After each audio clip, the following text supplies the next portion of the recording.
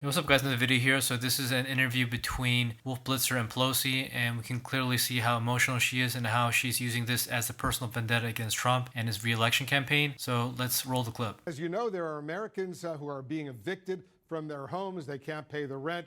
Many Americans are waiting in food lines for the first time in their lives. Can you look them in the eye, Madam Speaker, and explain why you don't want to accept the president's latest stimulus offer? Well, because, thank you very much, Wolf, and I hope you'll ask the same question of the Republicans about why they don't really want to meet the needs of the American people.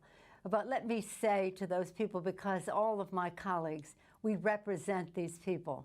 I have for over 30 years represented my constituents.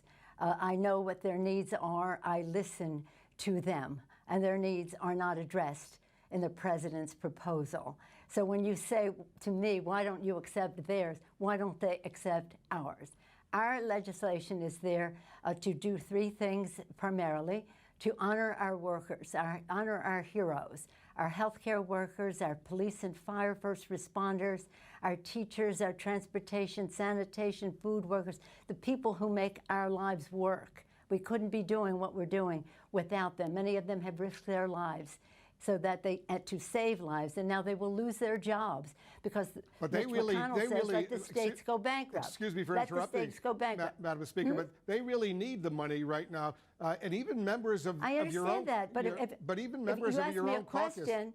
Even members of your own caucus, Madam Speaker, want to accept this deal. $1.8 trillion. Congressman Ro Khanna, for example. But let me just quote Ro Khanna, a man you know well. I assume you admire him. He's a Democrat. And he just said this. He said, people in need can't wait until February. $1.8 trillion is significant and more than twice the Obama stimulus. Make a deal. Put the ball in McConnell court. So what do you say to Ro Khanna?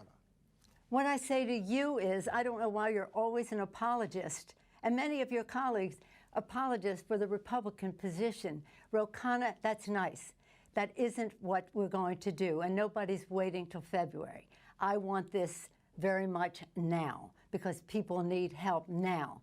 But it's no use giving them a false thing just because the president wants to put a check with his name on it in the mail, that we should not be doing all we can to help people pay the rent, put food on the table, to enhance benefits, that they don't lose their jobs if they're state and local, we're talking about the consequences of a pandemic, the symptoms of a problem that the president refuses to address. But you know, and that is the coronavirus. We know that is we the know coronavirus. the problem out there, but there are millions of Americans who have lost their jobs. They can't pay the rent. Their kids need the food. That's right, and that's what we're trying to get done. $1.8 trillion, and the president just tweeted, stimulus, go big or go home. He wants even more right now, so why not work out a deal with him, and don't let the perfect, as they say here in Washington, be the enemy of the good. Well, I will not let the wrong be the enemy of the right. What's wrong with $1.8 trillion?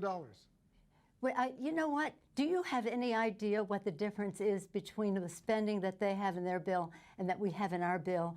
Do you realize that they have come back and said all these things for child tax credits and earned income tax credits, or helping people who have lost their jobs, are eliminated in their bill? Do you realize they pay no respect to the fact that child care is very important for people whose children cannot go to school because they're doing remote learning, and yet they minimize the need for child care, which is the threshold with which people, mothers and fathers, can go to work if they have that? Do you have any idea of how that's precisely why, Madam Speaker, short they're concerned? That's why it's so important right now. Yesterday I spoke to Andrew Yang, who says the same thing. It's not everything you want, but you know what? There's a lot there. Honest to God, you really, I can't get over it, because Andrew Yang, he's lovely. Ro Khanna, he's lovely. They are not negotiating this situation. They have no idea of the particulars. They have no idea of what the language is here. I didn't come over here to have, so you're the apologist for the Obama, excuse me, God forbid. Madam Speaker, I'm not an apologist. Obama. I'm asking you serious questions because so many people are in desperate need right now. Let me ask you this. Okay. When was the last time? Let me respond to you. Let me ask you, when was the last time, Madam Speaker, when was the last time you spoke with the President about this? I don't speak to the President. Speak with his representative. Why not call him and say, Mr. President, let's work out a deal. It's not going to be everything you want, not going to be everything I want, but there are so many Americans right now who are in desperate need. Let's make a deal. What makes me amused, if it weren't so sad, is how you all think that you know more about the suffering of the American people than those of us who are elected by them to represent them at that table. It is unfortunate that we do not have shared values with this White House and that they have in their bill, why don't you talk about in their bill, a tax break for the wealthiest families in the country while they cut out the earned income tax credit for the poorest families in our country and the poorest children in our country. That we have to fight with them to get them to address the coronavirus crisis, because they have said it was a hoax, it was magical, it was a miracle, it was going to cure it. It hasn't. And that's why we find ourselves in this situation. I feel very confident about the knowledge that I bring to this, but more importantly, the knowledge that my chairs, our chairs of jurisdiction, science-based, academically documented, institutionally suggested in terms of what the cost would be to do it and to do it that way.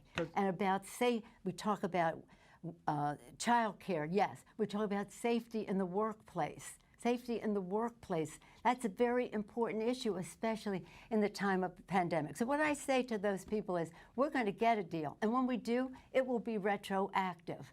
It will be retroactive. Here's what you wrote in a letter to House Democrats, Madam Speaker, and I ask these questions only, as you know, so many millions of Americans are suffering right now. Well, you quote two people who know nothing about the agreement. Well, or there is no agreement, but what the suggestions are, as if there's some authority on the subject. Please give equal weight to to all of the chairmen on the committee who have written this bill. But so many of your fellow Democrats in the House, they want a deal right now. No, that isn't. The problem solvers, they all want a deal right now. Yeah.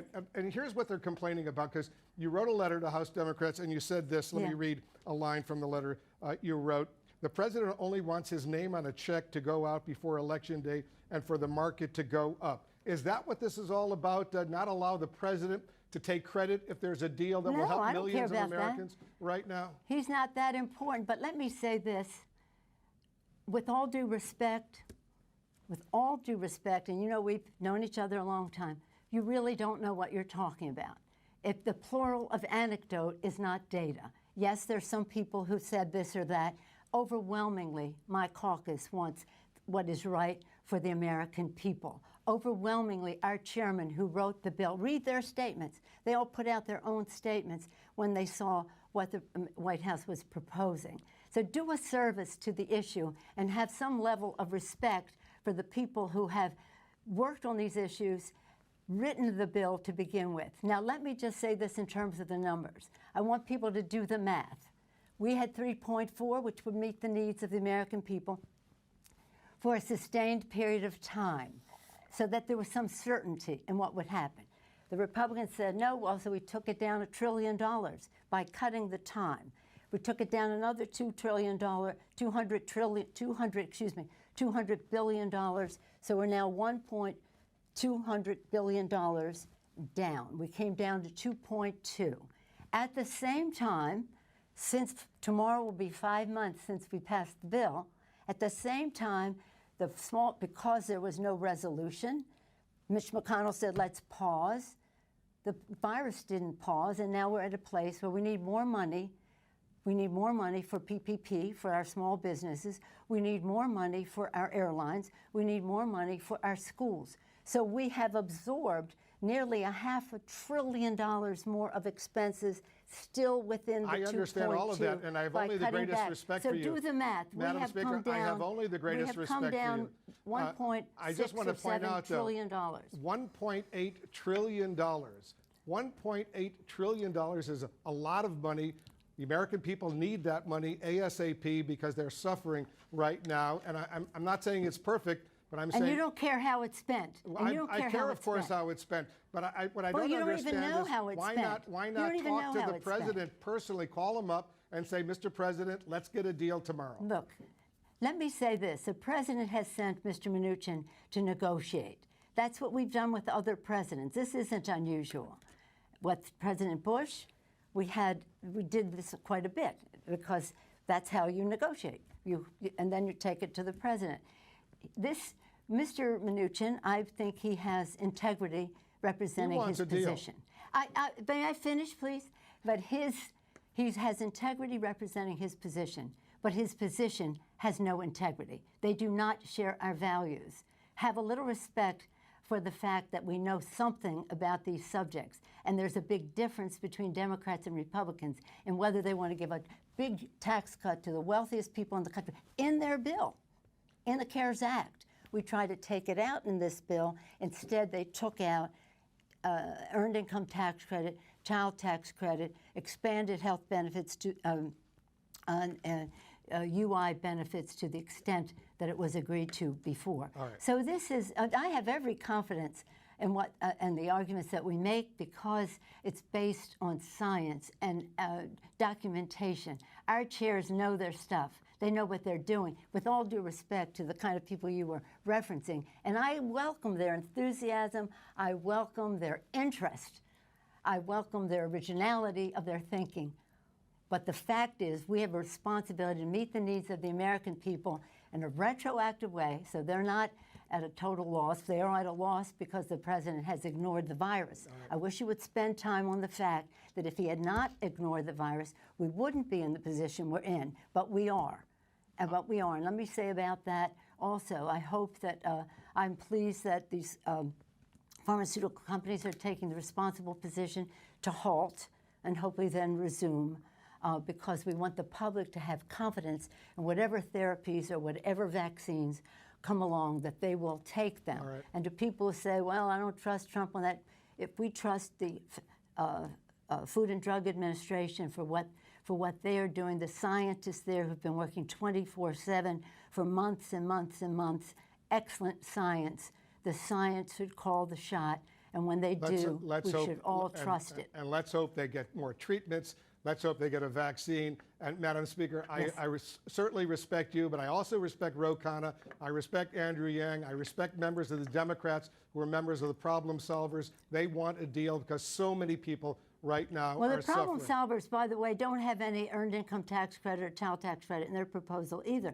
But let's not go into that. Yeah, You we've evidently gone through do that. not respect the chairmen of the committees who wrote these bills. I respect and all I of wish you. you would respect the knowledge that goes into getting meeting the needs of the American people. But again, you've been on a jag defending the administration all this time with no knowledge of the difference between our two bills, and I thank you for giving me the opportunity to say that to you in person. All right, Madam Speaker, virtually. these are incredibly difficult times right now, and we'll leave it on that note. Thank you so much for joining we'll us. leave it on the vote that you are not right on this, Wolf, and I hate to say that to you. Right. But I feel confident about it, and I feel confident about my colleagues, and I feel confidence in my chairs. And it's not about me. It's about millions of Americans who can't put food on the table, who can't pay the rent, And who are we having represent trouble, them. who And we are represent them. getting And by. we represent these them. long food And we lines that we're represent seeing. them. I know we you know are. them. I'm just saying. We represent them, and we know them.